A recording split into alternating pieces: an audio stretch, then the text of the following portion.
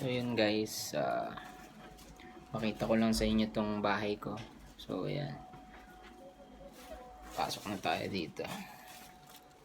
Ay, andyan na pala. So ayan guys, sara ko lang yung pinto.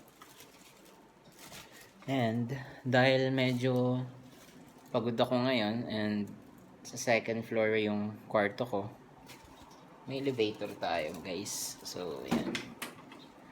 Ay, eto. Tapos meron nga pala ako ditong elevator girl. Hi. Yes, sir. Second floor po, ma'am. Okay, copy.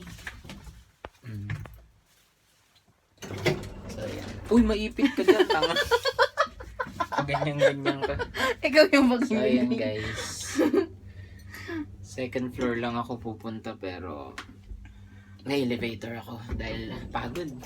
Ganito ang buhay ng mahirap eh. Ay, mahirap. Mayaman. Bakit bukas yung door for me? Thank you.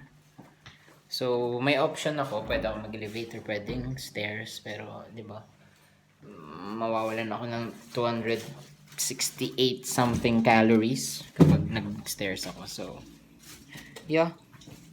Living the life, niggas. Whoop whoop.